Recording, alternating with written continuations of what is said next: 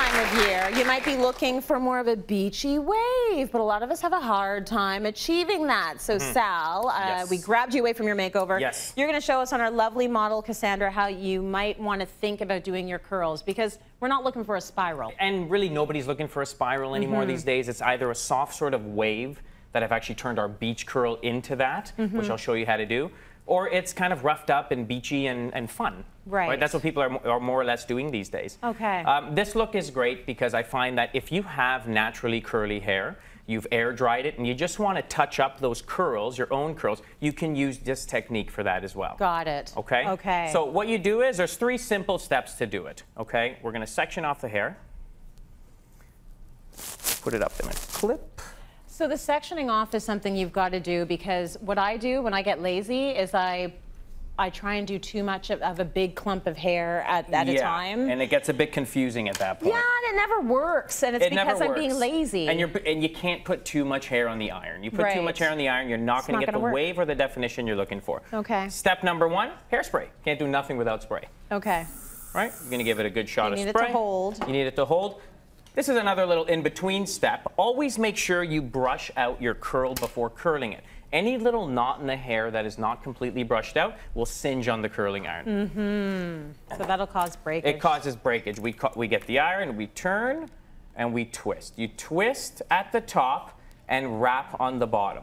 So you don't move the iron, you move the hair. Yeah, you just kind of have to do everything with your hand that's not holding the iron. Yeah. I use a Marcel iron. A lot of people don't know how to use these ones at home, but that's okay because the clamp iron or a wand works quite well. Oh, so you're in charge of the clamping. You're doing all that work. The last tip here would be a little pull at the end. Okay. That little pull opens up the curl and starts to create the wave you're looking for. Okay. Adding a bit more wave is not necessarily a bad thing because you can manipulate it a little better at the end. All right. Okay. Yeah, it'll drop. It'll definitely drop. Especially in the weather that we're having now. If you're in a hot climate, you know that your hair is not going to hold. It's not going to hold. Absolutely. So if you want to do it a little bit tighter, it's not a bad thing. It's not a bad thing. So we're going to go in again. We're going to spray the hair. As you move closer to the top, I think it's always a good idea to kind of move your curl down a bit from the scalp of the head because it keeps everything a bit more natural looking. Okay. If you're doing this yourself, do you have to hit those hairs at the back the same way you're doing the hair at the front? I think it always makes sense to. It's me being lazy again? I think it makes sense to. Is there any way you can just do the top layer and then the stuff underneath is sort of hidden? You can say sure, right, if you want to go that route. If you're in a rush. I'm thinking of like busy people out there, maybe tired moms, but they want to look cute for a night. Absolutely. You can fake the bottom a little bit. Fake the bottom, but just work very. I always say when you do a blow dry, a curl set, anything on yourself at home, start on the front. By the time you get to the back, if you're a little bit lazy, that's okay to be lazy on the back. I agree. If you want to give up on the back. Give up on the back. Yes. Not where people see you first. Not at the front. Never. Okay. So we're going to just continue through. I'll do 2 more for you on top here.